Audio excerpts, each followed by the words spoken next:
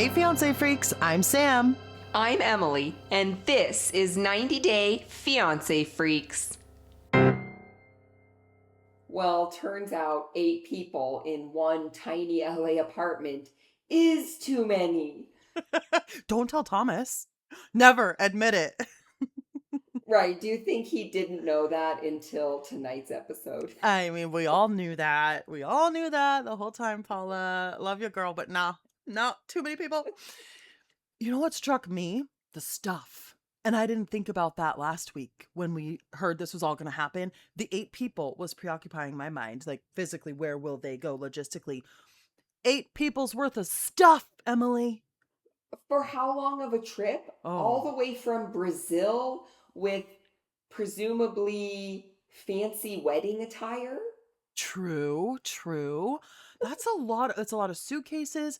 Their pillows are stacked up on the bed, and then there's like clothing on top of them. And of course, he gets mad about the suitcase on the air mattress. I just didn't think about how much room people's stuff takes up. And luggage too. Like, Right. when you're home, you put your stuff away in the dresser drawers in the closet. But when you're traveling, yeah, like your suitcases have to go somewhere. Yeah, Yeah. that's a lot of stuff. Okay, so do you think they're actually going to stay at Thomas's apartment the whole time? Or do you think they're going to move to a hotel? Ooh, that's a great question. Ooh. I hope they move to a hotel for their own sake, but on the principle of the matter, I don't think she will let them. She won't let them. They're just going to survive it, attempt to survive it the entire fucking visit. So before they arrive, Paula's pulling out festival camping gear out of from under the bed, camping cots, air mattresses. Okay, could you sleep comfortably on that cot? Well, okay. As a person who moves in their sleep once in a while, no. No, I could not. Unless you do not move a muscle, you're falling out that cot. That's my point. Like, no one could No sleep one. comfortably on that cot except maybe fucking Thomas, which, okay, dude, like, you sleep completely still, like, as if you're in a coffin, like, no movement whatsoever. That cot allows for zero movement. And the center of gravity seems a little off too, right? It just seems a little rickety to be rolling around. Yeah. Right, you're not rolling around on that thing. Maybe one of the kids could have Oh, okay. slept on it. There you go. But it would Yeah. have to be an older kid. I didn't really notice the exact ages, but like you can't put a younger kid up there. They will roll off. That's true. Well, the nice thing is it's so crowded that if they do roll off, it will just be onto someone else's bed. So it won't hurt. Or body. Or body, right. I'm just super annoyed with how surprised she is at how uncomfortable the options are. For everyone staying in her apartment. Yes, she seems genuinely worried about, oh, well, they're going to be getting off of a flight and they're going to want to be comfortable, and then get them a hotel room or multiple. It's like, why is she worrying about this in this moment? It's almost like she was just trying so hard to stand her ground Yeah, and be stubborn and prove some sort of point to Thomas that the piece that was really actually the most important to her, which is her family's comfort, right. completely slipped her mind until the day that they're arriving. And then she's like, oh shit, this is actually going to be really fucking horrible. And I will give her the benefit of the doubt that in theory, perhaps you haven't seen your family, you're super close to them. Yeah, 2 of them are small kids. So really it's only 6 people or, six and a half, right? So I get why she wanted to do that, but be realistic, my dear. These are not your miniature peoples that you're using to manifest. These are real ass humans, full size humans. She's imagining them all as little miniatures. Yes. Okay, so she does let us know that she has stopped wearing deodorant and perfume. And she also says that she feels stuck in Thomas's life and decisions. Ooh, okay. Yeah, she does. Here's the thing. And I hate to beat a dead horse, Emily. I really do. This is the last thing I'll say about it. I promise you and everyone else. But I had an everyday 90-day moment recently, Oh, nice. and it was about this topic. So I was attending my friend's child's theater performance. Okay. Okay. Small children doing theater, absolute nightmare, also a damn delight, right? And I was getting dressed and I thought, oh, maybe I'll put a little spritz of perfume on, right? I'm going to be in a crowded auditorium. Might have to sit shoulder to shoulder with You? someone. I You, know. Sammy. Just listen. I know. Don't. Everything you've said this entire season goes against you putting on a spritz of perfume. How I mean, I dare just I? have to call you out for just like casually dropping that after all the things you've said. Listen, I do own perfume, okay? And it is of course all natural, like pure ingredient, but I know that my friend's child has some sensory things where she does not like strong smells. They really bother her. So, you know what I did, Emily? I didn't put on the perfume because I was like, I'll probably be hugging that small child who worked so hard for this Aw. performance. So, I don't want to overwhelm her when she's already overstimulated from this big, huge performance that she's just done, right? So, I was just trying to be considerate of a person that I know and love and their sensitivities, right? And that just made me think. I was like, oh, okay, that's a little Thomas Paula situation. Aw. So, what I'm getting from this is that we need to treat Thomas like a small child. Yep. Yeah. Yeah. Well, Paula just wants a dining table and chairs, and Thomas wants space for his yoga mat. That's when she said she felt stuck, is when they were having that dining table conversation. We'll go to the gym, Thomas. She tells him, you can go to the gym. Does he belong to a gym? Because that seems like a very frivolous cost for this minimalist man. He can do the yoga in his house. I doubt he belongs to a gym. So I actually think it might not totally be completely about the dining room table and chairs. It's about an underlying issue, which Paula points out, which is that he's trying to make her think Mm, the mismatched tables and chairs are great. They disagree, and he's not giving her space in the room to disagree and say, no, I think an actual table and chairs would be better here. He's not just respecting that, like, okay, that's what you think, and what I think is that this setup is better. Instead, he's trying to convince her that what he has is better. And that is also demonstrated when he says something along the lines of, I wish you could just have gratitude for this life in the same way I do. He takes the table and chairs issue and makes it into something so much deeper and almost uses it to try to manipulate her. ooh, strong words. Yeah, okay. I could see that. She calls him out for that. Right. She's the one who says that, not in the same words I just said, but she's the one who says that, and she does feel stuck in Thomas's life, is Right. what she says. Like she's stuck in his view, like his worldview. So to me, that means that he won't even see her perspective. Absolutely. And she says, if this is temporary, fine, I'm on board. We're just getting started. Yeah. For now, we have this awful table and mismatched chairs. She's okay with that in the short run while they get things figured out. But she says, but you won't put this idea into me. Like, you will not convince me that this is ever going to be okay. I'm getting myself a matching dining room chairs and table. Right. And that therein lies the underlying issue is that he won't just acknowledge that she disagrees with him, Right. because he knows that acknowledging it is the first step toward him not getting his way and her getting her Mm. way. So Uh he's huh. holding so hard onto this setup is just fine. Like, what's the problem? Right. But then he says, I would give it to you if I could. I just can't. I would give you all of that if I could. And it's like, no, you wouldn't. You are just trying to get out of this conversation now because you're telling her you won't give her these things regardless. It's not about I don't have the money or I don't have the space. It's just this is how I live. Get used to it.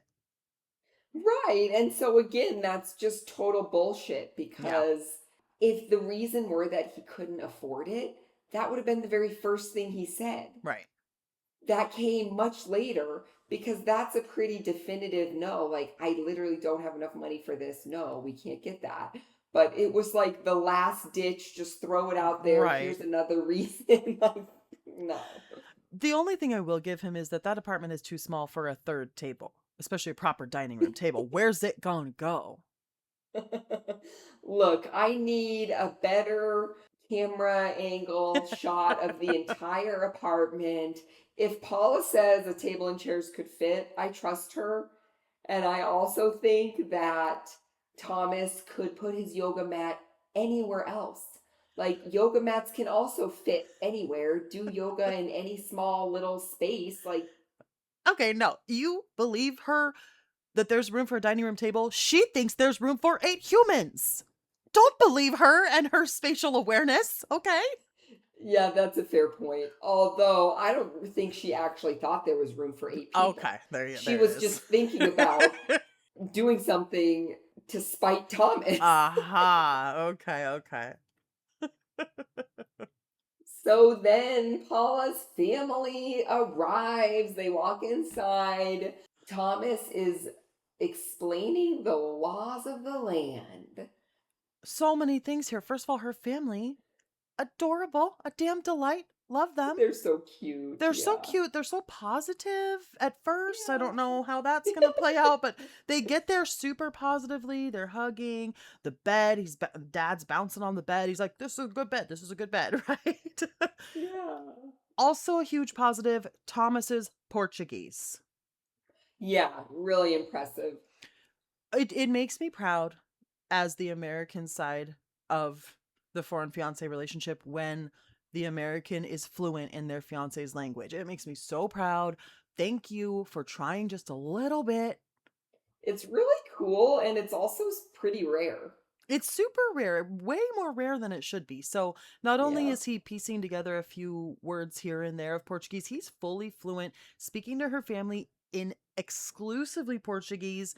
I don't speak Portuguese, but doesn't sound like he has the worst accent ever. It's believable Portuguese, right? So, good for Oh him. my gosh. And they're understanding him. They're picking up on what he's saying because the looks on their faces are absolutely flabbergasted at the insane, ridiculous demands he's making of them in his beautiful, amazing Portuguese.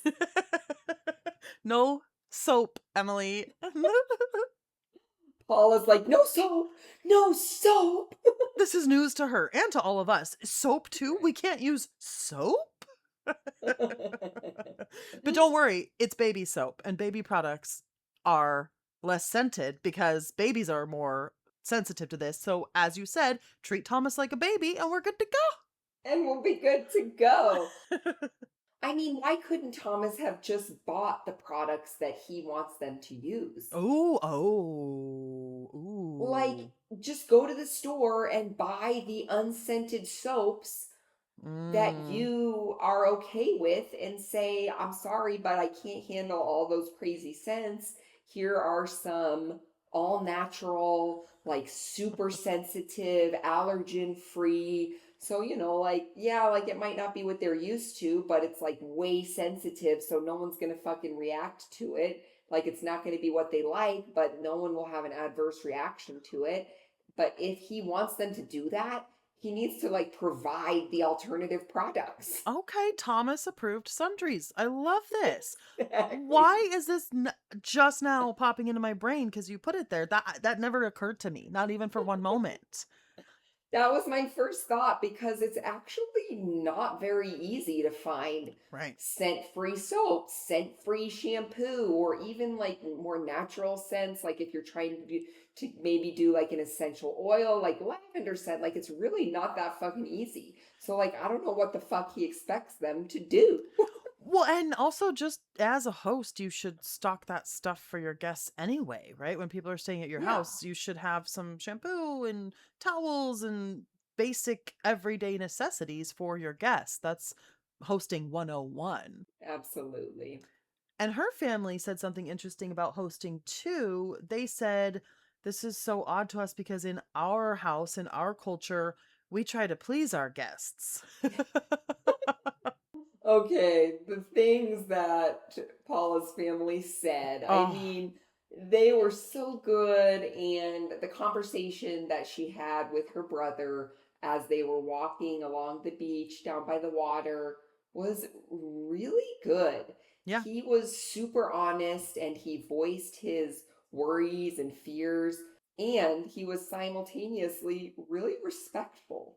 Supportive almost, yeah. That conversation was so helpful for us as the viewer though too, because Paula gets back into why she is here and wants to stay, and it's not Thomas, Emily.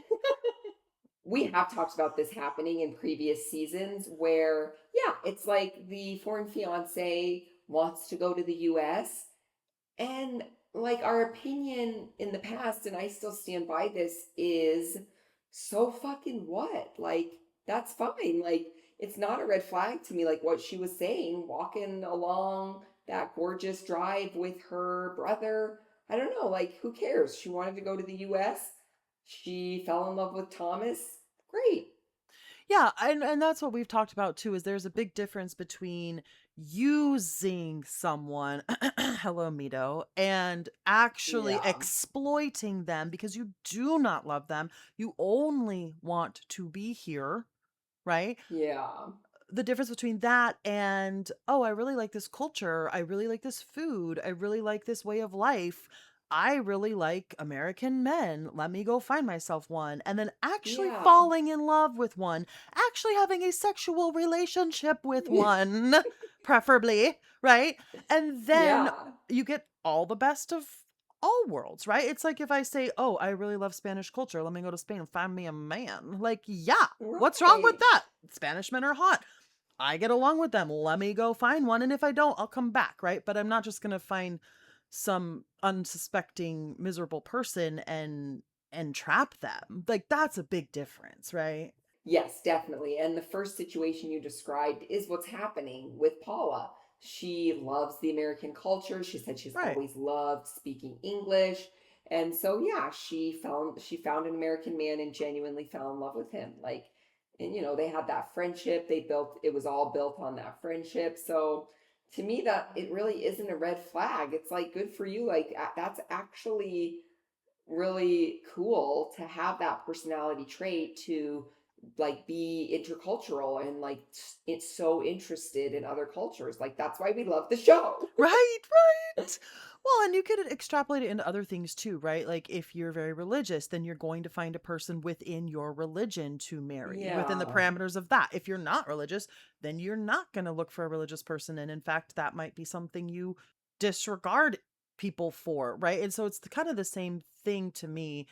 This is just something you're super interested in. It's a way of life you want to live. So, yeah, you found someone who you thought was similar in those ways. But I just think Thomas's American culture is way different than Paula's American culture. Her idea of it. Yeah. Yeah. And can they get on that same page? I don't know. Her brother also said something really cool back in the apartment, and I wondered if it's a direct translation from a Portuguese phrase. Thomas worries about a pin, but not an elephant. Yeah, that was cool. I like Right? that. Yeah, meaning like he's so worried about all these small little details, but then the actual huge detail, in this case, it was 2-year-old frozen beef in the fridge, but one person's elephant is another person's pin, if you will. But I thought that was very wise. One thing I did not like about Thomas speaking Portuguese or speaking at all was, did you clock the way he spoke to her in front of her family, regardless of the Yeah, he was language? rude. He was out of line. I did not appreciate, Yeah. neither did Paula, neither did her family, the way he was raising his voice to her, speaking so aggressively. And I get that he's defensive, but oh my word, I would never in front of someone else's In family. front of the other family. Yeah, yeah. He's definitely on the defense. Yeah. She says that he is her gift from the universe, but not her universe. What do you think? Preach. Preach. I think that is a little bit of my hesitation coupled with the whole I love America thing, right? One or the other is totally understandable. But together, where it's like, he's not my whole life, he's not the center of my life, not the center of my universe, and I love America. It's just like, ooh, is that too much adding up? Because, Oh, but independently, I love that sentiment of, someone can right. be a gift from the universe, but not your whole universe, right? They can be Yeah. so much of your life, but not the center of your life, because you have to be your own solar center, if you will. Marissa and Edward are both working really hard to do the things on each other's lists, what they need in the relationship. So much so that Marissa's out here PDAing on the street, giving Edward hugs in the middle of the sidewalk. Right. And she's actually beginning to enjoy it. Imagine that. You know who else is enjoying it, Emily? Edward. A little too much. He has a little chub on the sidewalk. He Walking is. the all ladies exercise class. Well, because when I saw them hugging on the sidewalk, she looked visibly uncomfortable. And I thought two things. I thought, okay, good for her for doing something outside of her comfort zone in For the relationship. precisely. And then I thought, oh, that's kind of sad though. Like, why is she so uncomfortable hugging her man in public? Oh, that's why. And she's the instructor of the class. Right? He's kind of a horn dog. Like, what's happening here? We called this out though. Like their relationship is mostly based on sex. Just like sidewalk sex though? Okay. It's giving Ashley and Manuel vibes.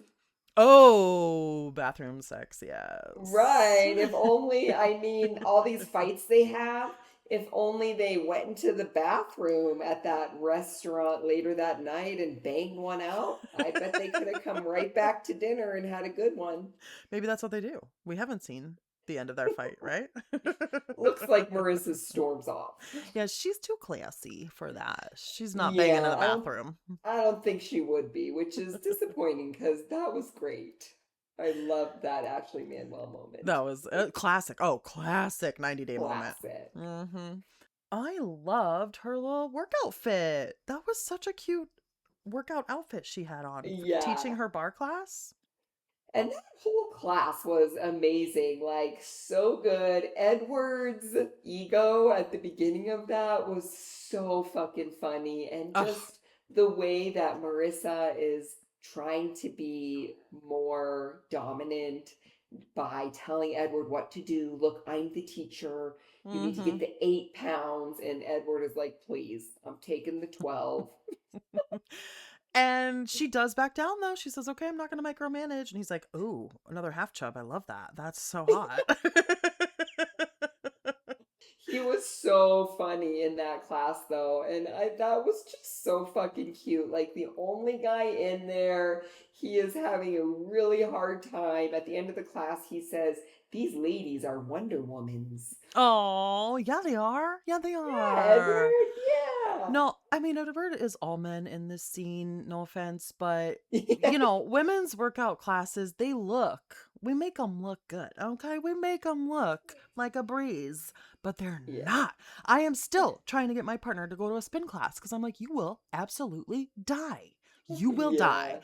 Yeah. And he's a fit person, but he will die. And he still has yet to go. But no, these classes are unassumingly intense. Yeah, for sure. And Edward experiences that as every man. Yeah. But yeah, I mean, Marissa says their relationship has been really good lately because they're keeping it lighthearted. And then even at her exercise bar class, she says they used to work out together in Hmm. Punta Cana all the time. And for some reason, they haven't been doing that anymore. And so she wants to get back to that, keep the lightheartedness, and, do things that are good for their bodies and keep their relationship healthy. I love that. I do love that. And that is definitely a bonding experience. Gym dates, when life gets Yeah. really crazy and hectic and busy with kids and work and all that. Sometimes that's all you can fit in is a little gym date, looking cute in your little gym fit, right? But at the same time, this woman has got to stop trying to recreate and grasp at the DR. Ain't never gonna be like that. Yeah. It will not. You can work out as much as you want here. You are never going to get that dynamic back until you guys go on Aw. vacation in the DR.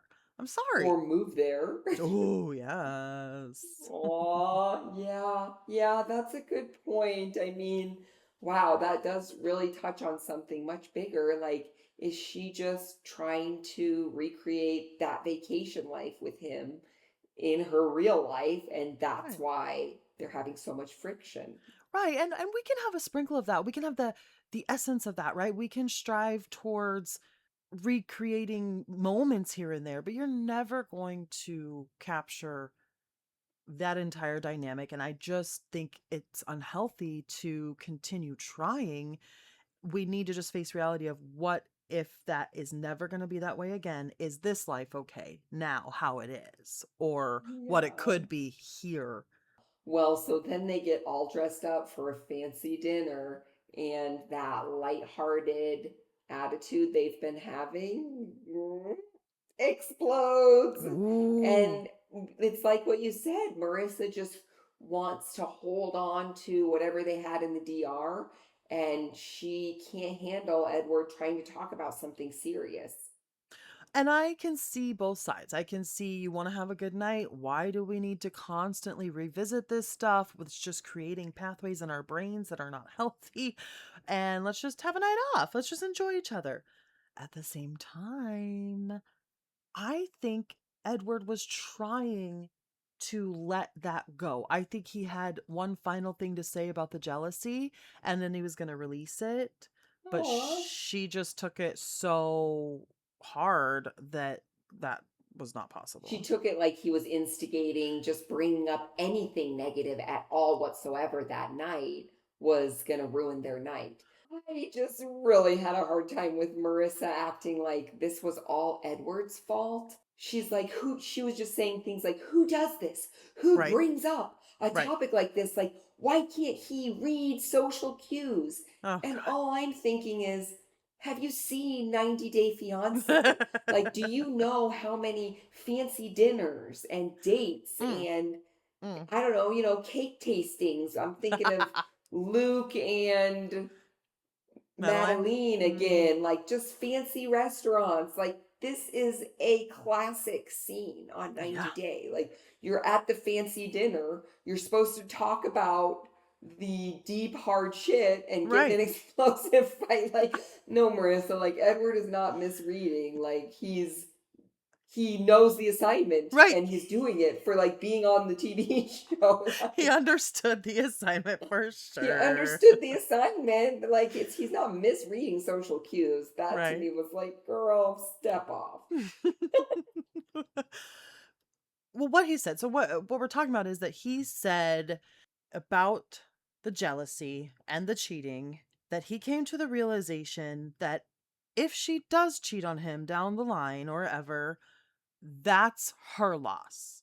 Right? So jealousy is coming from the idea that, oh my God, something will be taken away from me. I won't have that anymore. That will be, like it's a reflection on me that they cheated. Da, da. He came to the realization that, oh, that would be her loss. She would be dumb to do that. And it has nothing to do with me. It wouldn't be my problem if she did that. And I think that's all he wanted to say. And I think he just wanted to Same. say, I realize now that that's a you problem if you cheat on me. So I'm over it. And so why did that trigger her so bad? It just I think, yeah, just the heavy nature of having to think about anything that wasn't Anything heavy and maybe control? oh, maybe, maybe. She wanted more control over the whole situation. Mhm. She went into the night like, I'm saying this is going to be lighthearted, and Yes. that's what it is. And Yes. Edward was like, well, I got something to bring up. Mhm. Like, you don't get to decide the tone of the entire night. And that also explains Marissa's just like incredible mom glare, which Ooh, we've already seen splattered across the internet and the so 90 good. day memes, like just from the preview. Like that mom look is something to strive for. I mean, and and that mom look is a result of losing control of the Mm-hmm. situation. Mm-hmm. The snarl. Lower your voice. Girl, if you and I have not both done that today, Oh my like, God, yeah, for sure. For sure. that is a universal language, let me tell you But like something. to my children, No, oh, but that's not what I to my meant. partner. Yeah, and I know that's what you meant, but I just had to clarify. No, for sure, for sure. That is the universal mom look. She didn't even have, they didn't need subtitles. They didn't have to say any words. We knew exactly what she was saying from the look on her face. Yep. But it wasn't just that. It was put the napkin on your lap. Oh yeah. Are you sure you're going to get an alcoholic beverage? Right? I mean, it is every step of the way. I was genuinely expecting her to tell him to go change his jeans when he asked if she was ready, because we've literally already seen Yeah, that. we've seen it. So, no, it is such tiny little forms of control all along the way. And then, yeah, the big picture of, I've decided, like you said, I've decided we're going to have a lighthearted evening. I've decided we're not going to talk. Did Edward know that? Like, you should at least tell the man. Right. At least let him know. Right?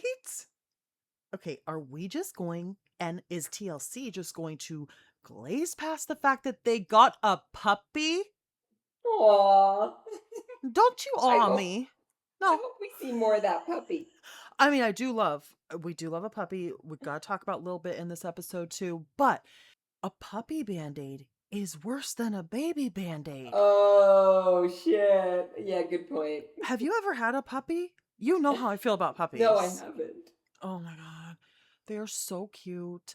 They smell so good. Why do they smell so good? A horror to have. They're like a newborn baby. I mean, it's 24/7. Yeah. Who's going to take care of it? Who's going to let it out? It destroyed this nice thing that I have with Marissa being so precise about how her things are and the state of everything in her home. They're going to get a puppy?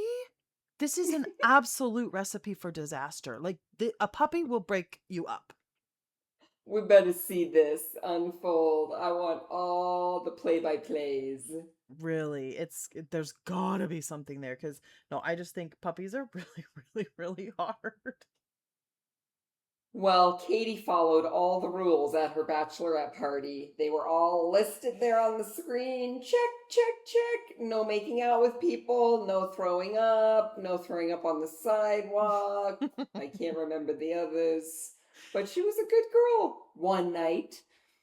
Oh, but those were her rules, not Josh's rules. He wanted to make that very clear that they were self-imposed rules, that he would never impose those rules on his fiance. That was weird to me. I'm like, why are you you're allowed to imp- impose some rules on your fiance that they can't, make out with other people. Like that's kind of the That's whole. so funny. Like, I didn't take it that way. Like, to me, I absolutely loved that they weren't his rules because he should not have to make rules for her. Like, she needs to have her own standards. It's not your partner's job to tell you the rules of how to behave. Like, and, I think that we all know this. Like, should they really be getting married if she doesn't already have those standards within her? And like Josh just knows that. Like, he's not going to make the rules for her. She needs to want to do that herself. Okay, I get that. I get that. And of course, I don't like people imposing rules on others. I'm just saying, for yourself, as your own boundary, you are allowed to say, hey, I don't want my spouse blackout drunk making out with everyone in the bar. That's my personal boundary, right? Like you're allowed Yeah. to have those rules for your own relationship.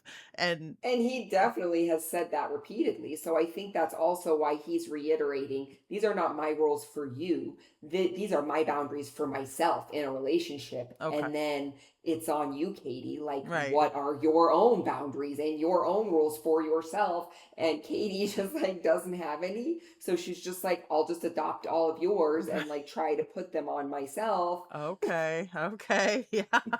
He's like, don't put this on me. Right. Oh, his Katie impression is just a joy and a pleasure. It's so good. So He funny. said he was worried he was going to wake up and she was going to be like, oh no, I accidentally fell on someone's face. Because, like, how many times has that happened before? Every time. Every single time. Like, she's so proud. Like, do you have confidence in us now? Like, no, Katie, it's one This time one that you time, were girl. good. One time. But Josh also got hammered that night. Oh, listen, if Josh is not every single fucking one of us, are you kidding me? You turn on the news and you're like, oh, okay.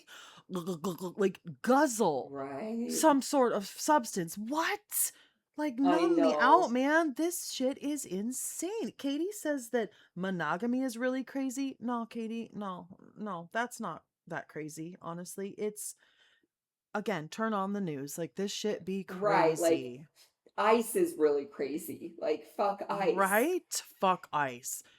All of this is unacceptable. Josh has to get blackout drunk. And what he said, I would be really interested in his commentary on the whole Shekinah Thais situation. Oh, Right? yeah, right. Like, how bad was that comment, really? The go back to your Right. country comment? Like, was it taken way too far, like too deeply by the rest of the cast? Like, should they have let it go sooner? Or was it truly as upsetting and off base as everyone made it to be because of the current climate? Mm-hmm. Well, and he is scared. He says, you don't realize that it could be someone with a green card. I could wake up tomorrow and be deported. I mean, he is so affected by this. It's honestly, it's heartbreaking, it's eye-opening, it's so visceral. You know what I mean? Yeah, yeah. And he says he misses feeling welcome, as in allowed to be here. Yeah, that's fucked up. And just like sucks. Like, it's awful. Well, you Yeah. are welcome. You are allowed to be here. Just, Yeah. for what our 2 cents are worth, like all are welcome here. That's like the beauty of life is the diversity and the different cultures and the welcoming of immigrants, It's honestly like honestly. one of the only saving graces of America. Right, exactly. But not Don't anymore. take that away from us. Right. Damn it. God. God. What Katie said to that though, okay, girl. She was like, how can I make you feel more welcome here? Oh, That was yeah. the perfect response. And It was. it really touched Josh. He even commented on it. And also it's like, well, just don't make out with other men. It's that's what you could probably do. Like, I've been saying that. I've been saying it. And you know, the way that Katie reiterates how perfect Josh is for her, Yeah. like, she just doesn't want to give up that single hoe life. And, you know, but at the same time, she knows that Josh is perfect for her. Isn't it so funny how some people are like, I do not ever want to give this up. And then some people are like, I never want to be part of that. Get me married and off the market as soon as possible. Right? It's just such a. Yeah, that is right. Yeah, it can be like one or the other. And honestly, like Josh also feels like they're perfect for each other because he says he feels like he can be vulnerable with her and he recognizes that they're both batshit crazy. They are both batshit. When he made that comment, I thought, are we not seeing all of Josh? Katie's batshit crazy is so out there and open, like she couldn't hide it if she Oh, wanted to. oh. But Josh is batshit crazy. Where's that? Like, let's see a little more of that. Maybe just staying with her when she clearly ignores his boundaries so often? Is that the batshit crazy part? Nah, Nah, okay. there's something. I think there's Oh, you think it's kind of a something. freak. Okay, okay. He's in some way or another, and we haven't seen it, and I'm pissed. We need to see it, because aren't we all? Exactly. Okay, but why is he blindsided by her wanting an open marriage? Yeah. His words, his words. I feel blindsided by this. What? This is not the appropriate word for episode 14 of this behavior. So she says to him, I'm wondering if in like 5 years or down the line, if I'm going to get bored, I like the chase. So I want basically an open marriage. Does she say open marriage? I don't know if she uses that term. I can't remember. Yeah. But he and then she goes, "Do you not feel that way?" Which, like, we know she knows he doesn't feel that way. No. No. She's just saying that. No. Yeah, yeah. But I don't know. It was also really interesting to hear Josh talk about needing monogamy, wanting to build a home, have children, build a family. I don't know. We haven't really heard that much yet. Like Mhm. those are like really like traditional kind of pathways that I don't know, like they're still young. Like you can get married and you don't have to do all that shit right away. Like get married and just like keep partying and have fun for like a while, Well, right, honestly. but make out with each other while you do, I think But is where make out with his each other. Yeah, right. But putting all of that on top of like just monogamy for Katie is Sure. huge. Oh. So to me, like piling all of these other like insane responsibilities on top of that, like, dude, slow your roll. Like Katie's not ready for monogamy. Like, what makes you Right? think she's ready to build a home and have children? Baby steps. Let's incremental. I mean, not that you have to have monogamy to build a home and have a family, Right. but if you want to be with Josh, you have to. Well, apparently. I did not get the impression he meant right away. I did get the impression he meant long term. And Okay. we do know that whether they're still together or not, they're both traveling and house sitting and, all this stuff still. So I definitely think he meant down the line. But I think Yeah. he meant you have to build it as such, right? From the beginning. He said, I'm not going into marriage thinking it's going to be open. I'm going into marriage to literally lock it in. Yes, that totally makes sense. He's talking about building the foundation Yeah. for a family later down the line. Yeah. Okay. Hairbrain theory time. I can't believe it hasn't come up yet, but we're working with a theory that this is a green card marriage. Give it a second. Give it a second. Let it land. Think about it. Really think about it. Okay. Okay. It has not crossed my mind yet. But what if she's traveling around Europe? She's house sitting. She's carefree. She's drinking. She makes out with him a few times. She's like, "You're a cool dude." He's like, "You're a cool chick. You know where else is cool? Portland, where you're from. I want to move there." And she's like, "Okay, let's just fucking get married and you can move there." And they're just cool, chill, like bros, basically. Doesn't really fit with his whole immigration getting wasted breakdown over the news that he had. Right, but maybe he didn't realize you don't realize how bad it is until you're here, dude. Yeah, Right? that's true. Like it That's seems true. like America, American dream, oh la la. And business wise, maybe he's because he has said he's creative and he wants to do something entrepreneurial. Like, so maybe on that side, he just had this idea of how America would be, and then you get here and you're like, oh, whoopsie daisy. I don't know. I'm just saying is it a possibility? Is it? I I don't think it know. is. I think it's a possibility. Well, also, their lack of sexual chemistry and him not Yeah, being that pissed about her making out with everyone. Like, he's just kind of blasé about it. It's like, yeah. I don't know. Could be. Hairbrain theory. Who knows? Oh, we love those. Who knows? Emily, Mito shows love in different ways than American men, is all. He shows love in ways of someone who's not in love. That's what Debbie says. She says, Mito just shows his love in different ways than American men. And you know what? I would love that. I am here for all different ways of showing love, but they all have to have the love part in common. You're right. The love part is what's missing. Clearly, clearly missing.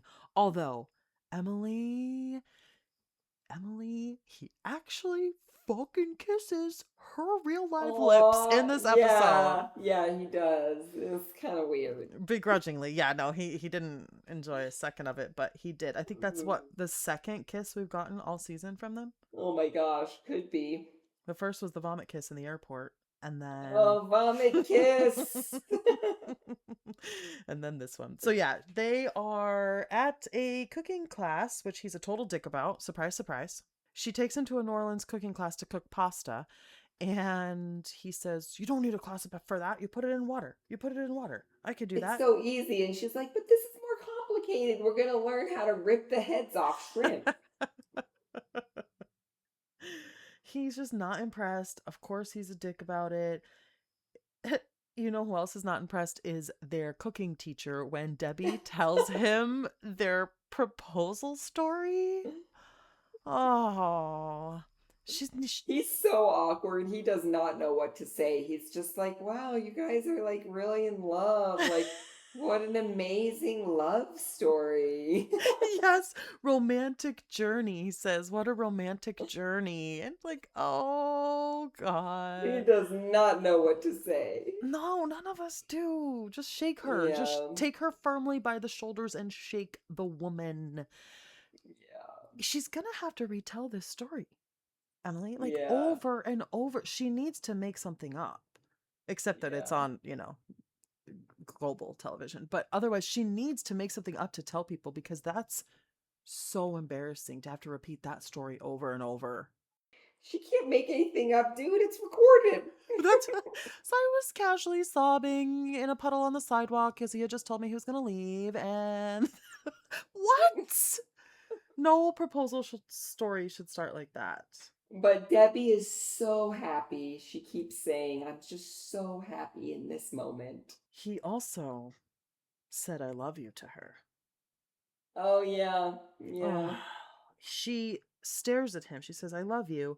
And then he blows her an air kiss. And then Yeah. she's still staring at him like, "Not enough, buddy boy." And he says, "I love you." And then they cannot make eye contact. And it's not like a cute, coy, little sheepish, oh, puppy love, can't make eye contact. It's just like a physical rejection of whatever is happening between them in that moment. Can't make eye contact. So then back in the apartment, he's making a smoothie because this cooking class went so well that now he's a chef making a smoothie. Doesn't even give her a drink of it. I know. I thought he was making that for her. And then he Oh, starts drinking it. Did I you knew. think he was making it for her? No, absolutely not. I knew he No. wasn't making it for her, but I thought he would at least get the hint when she was staring at him and he had it in his hand and he's showing her the strawberry on the rim. I thought he'd at least offer her a sip. All right. Not even a sip. Not even a sip. And like, if that's not a metaphor for their relationship, I don't know what is. Like, he can't even offer her a crumb, not even a morsel. Right. So sad. She's letting him know that she's going to meet up with Astra and Laura. I was so excited to see them. I was so excited to see them again. I know, me too. I love seeing them. They are not excited that she's getting married tomorrow, and they're not invited. Oh, that was sad actually. They're like, "Wait, so what does that mean? Does that mean we're not invited?" Yeah. That was, and one of them even called it cruel. They were like, Oh. Debbie's being cruel by not inviting us. Oh. From the way they're acting, it just seems like Debbie is acting really out of character. Like, I don't think that she's being the friend that they are used to. Interesting, interesting. I'm inclined to say that she is like this all the time, just kind of like, what the fuck? But you're right, they do Yeah. seem surprised. I was wondering why they're surprised when she asked them to meet her at a flower shop. Like, what did you think Yeah. we were at this flower shop for? Right. Maybe flower shopping for a wedding, but not a wedding tomorrow. Sure, so the tomorrow part was the jarring Maybe part, it's the yeah. tomorrow part. Yes. We do learn about her son, 24-year-old Caden. He's super busy at school and work all the time. We kind of only knew of his existence, but we did see a picture of him, so we, kind of got a little bit of information on him. He's supposed to go to the wedding, and he texts and says he can't make it because he has to work. Does he? Does he? My question is there a guy who is really that conniving to like make that up? Oh. It's like dudes aren't that deep. Like, Oh, I disagree. really, you think that he Mm. would like make Mm-hmm. up that lie instead of just be like, I'm not coming to your wedding, mom. This is stupid. Well, yeah, I mean, I don't know if he really wants to, who knows if he wants to be the bad guy outright, because then it really is him Right, that yeah, broke them up, true. right? And also he's young, he's in college. Like he probably can't be bothered to have a deep, long conversation with his mom about her poor choices over this man, right? I mean, Yeah, it yeah. might just be the path of least resistance to be like, oh, they want me to work tomorrow. And he didn't even say he was going to. He just said they want me to, so that They want me to. And so that makes me think that, I don't know, like my prediction is that he's going to show up to the wedding tomorrow. Like he's definitely going to show up and whatever. Like they're going to get married. yeah, I think we know they do get married is what the internets are saying.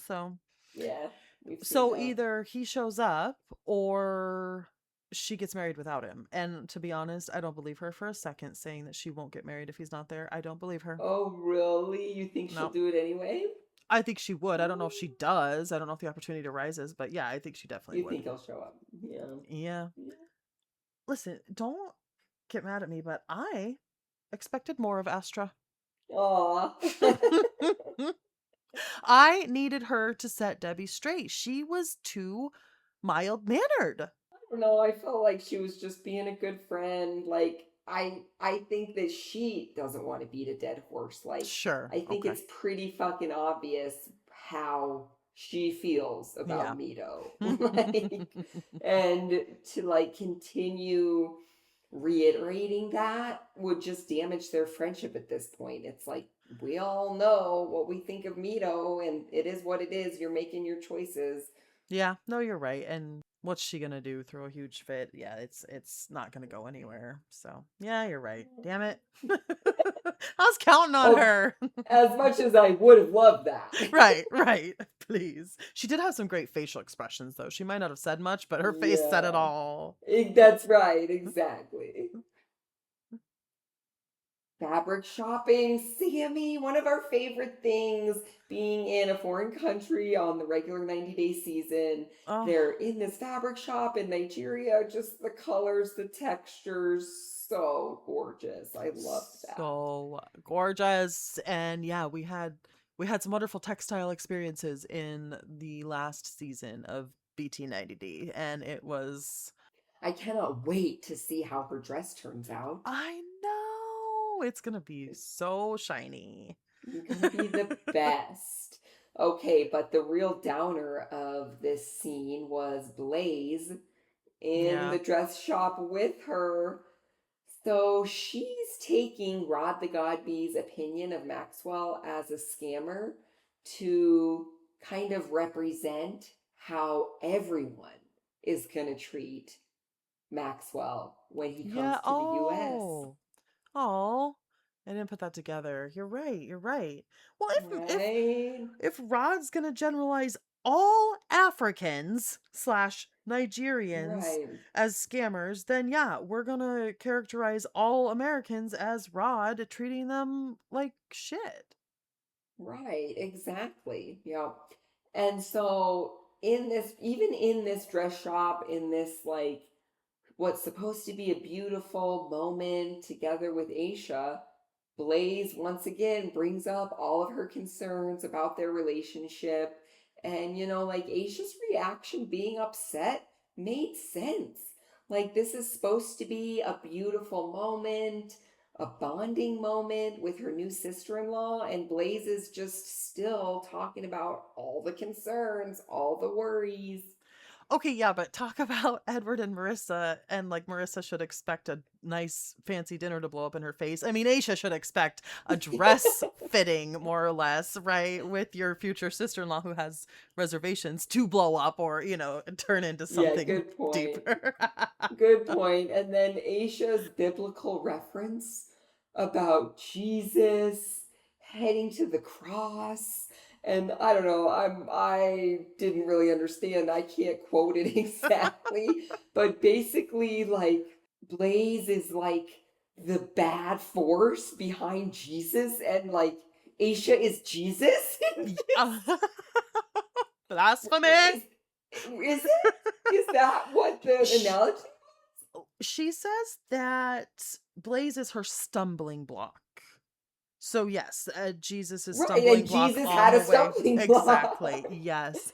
But you can't say the girl doesn't use her resources, okay? She points out multiple biblical citations and it does what she wants every single time. Like every single episode, she's making these biblical references with details and character names. Yeah. And this time it worked just like every other time. Blaze shut right up. She Hmm. was like, I support you. I Right. support you. You won't hear this again from me. It's just like, I won't be hearing this again, right? No, you won't be hearing this again. Okay, so later that night, she's going to meet up with Rod the Godby, and the longtime friend shows up, Kathy. Uh-huh. And Aisha is very surprised by that. Okay, I thought that was a sister. I didn't know exactly who that was. Yeah, so longtime friend, and she's like, what are you doing here? So to me, that signaled that Rod the Godby is serious. He brought backup in the form of Kathy because Kathy is the one who talked first. Like she's the one who Oh. first said all of her reasons why they shouldn't get married tomorrow. Because Aisha's clearly not listening to Rod, so he needs somebody else to kind of ease him into it, I guess. Exactly. It's like Aisha has heard enough from Rod the Godby. Like she's done listening to him, but not because they have this like weird obligatory relationship, friendship. Listen, I'm saying, Kathy, was it? She was there as a chaperone because Rod cannot be trusted with himself around Aisha. And apparently he's married, so I have this all figured out, okay? He has feelings for her, but he can't act on them because he's a married man and he's an He's honorable man already of God, married. and he does Yeah. love his wife, and he doesn't really understand, he doesn't want to love Aisha, right? I just But he think does. but he does, and he just, he's like, you could do better, you could do better. Oh, who? Rod, you? Right. That's all I'm Because that's the saying. thing, like he's poking holes constantly, and even like Aisha's explanation that every month I'm losing another egg, Oh, and Rod tries to say that's not a valid excuse. Like, yes, it is, Rod. Like, stop. Like, yes, and it is. And and he that has no reason why it's not. and his reaction just proves my point more because he was kind of like angry about that. He was like, "Oh, so you're just trying to get pregnant right away?" Like, It's like, yes, yes, I am. yeah, I want to Right. be a mother. Like, What's it to you, buddy? because that's exactly what she said to Blaze, too. She Yeah. was like, you have what I want. You have a family. You have a husband. You have kids. Yeah. So, like, why can't you just look at what I'm trying to get and support me? She's like, "Get out of my way. Stop cock blocking me. Like, let me Yeah. get that baby juice." Well, Yeah. and she says the same thing. She's obsessed. It's a little it's noticeable because she says the same thing to Rod and Kathy that or about them rather in her interview that well they get to go home to their spouse. Like no matter what happens with me and Maxwell, they get to go home to their spouse and their children and have the life that I want. But I have to make sure this happens for me with Maxwell or else I don't get that Yeah. same thing, right? Yeah, yeah. And so her storm off was exactly what I was hoping. Oh, Everything and more. everything we were hoping Such a for. good storm off and like well timed too. Like, she's trying to stay civil and, she's frustrated. She's annoyed with Rod the Godby, but she's there. She's going to hear him out. And then the second he gets too animated, he's just getting a little bit too intense. She's like, fuck this, I'm out, and storms Violent. right off. Right. She He's uses the getting word violent. violent. Well, he does. He slams his hands on the table. Again, why are Yeah. you so enraged, sir? Slams his hands on the table, does make a few of the glasses bounce, make some rattle. It was jarring, honestly. And like, you're in Yeah. public, and like, you don't have to sit there and be involved in Yeah. that. You That's, don't have to take that. yeah. So she storms off. Oh, so good. So Well, it's because of God, Sammy. good. Oh. That's why he's so mad. Rod the Godby. He has like God's will and God's anger behind him. I think he was actually kind of mad because he's apparently supposed to find Maxwell a job. Yeah. Do you remember that Oh my God. nepotism conversation? It was literally just Aisha's like, there's nepotism. We should use it. You should use it. That's not nepotism. They're not related. That's just using your network. I mean, they are godbees, bruh. Like, they are related in the highest sense of the word. You've never gotten a job through a friend? Like, I that's how you wish. get jobs. Okay, where you have all these friends with all these jobs? No. No, I I get actually it. loved that. I was like, yes, Aisha, plant that seed. And I'm kind of hoping that it's like the seed planted for Rashid and Brandy to like Ooh. have this like butting heads situation, and now they're like besties. Wait. So I kind of was hoping that Aisha saying that to Rod the Godby, you know, it gives him a purpose suddenly in their relationship. Like he Oh. rejected it at first, of course, but hopefully in time he'll be like, you know what, this has happened, and he needs to find his place, his purpose in their relationship. And it is helping Maxwell get a job, and that's actually really great. Are you are you predicting a future bromance here? I mean, I'm hoping. I'm hoping. Oh, this is so good. I have not seen this coming, and I usually can see them a mile away, and I think you might be onto something. No, you're right. You're right. You're right about her, like, giving him a role of, like you said, a purpose, making him feel wanted and needed in their In relationship her somehow. fucking relationship. Like, that's how fucking weird their relationship, Rod the God being Asia. Messy, messy, messy. Well, I am really looking forward to meeting Josh's parents. Yes. And I just need to know more about who Josh is, like where did he come from? yes, and his parents meeting Katie's parents. Yeah. Oh, And Katie just like totally putting her foot in her mouth, and the looks on his parents' faces. talk about read the room. Like, what? What? That's gonna be good. We're gonna have to see Shay and Annabelle again. Yeah, yeah. And Mallory and Rashid, though. I did miss them this episode. Yeah, I miss them. Looking forward to that. And Paula in a wedding dress. You get more wedding dress moments. Oh, yay. Okay, couple quick questions this week. Family and Friends edition for Paula and Thomas. This time, Paula's family.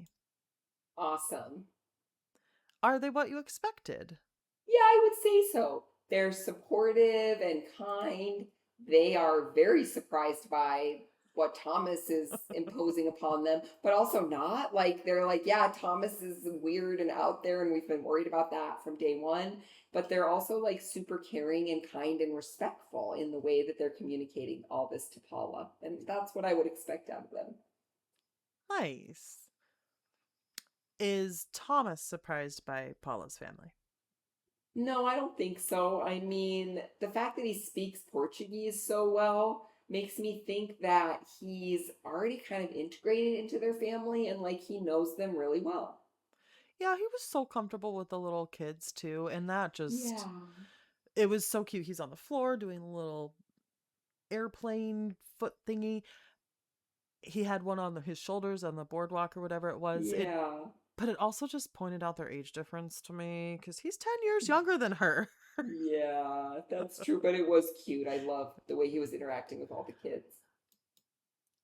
Does Paula's family support the relationship?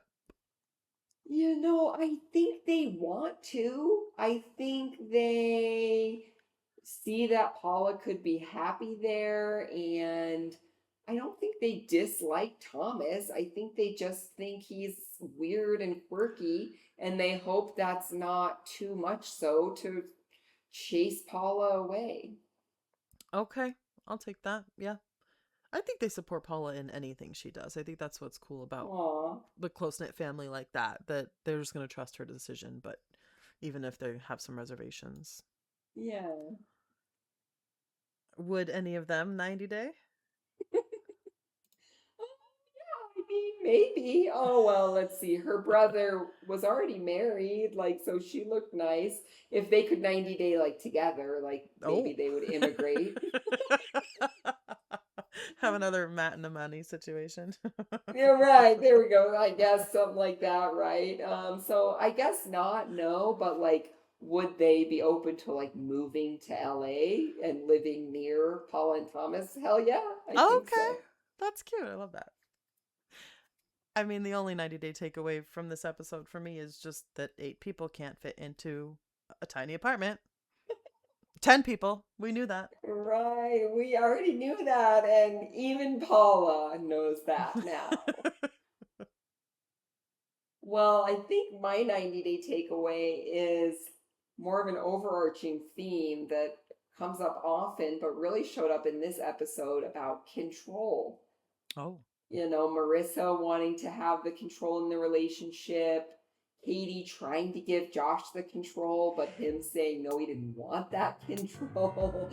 Aisha wielding the power of the biblical verse to control her situations. Okay. It's all about control.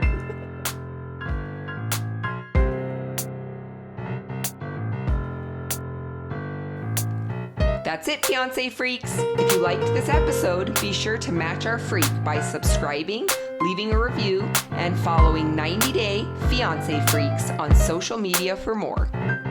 Thanks for listening. We'll see you next time.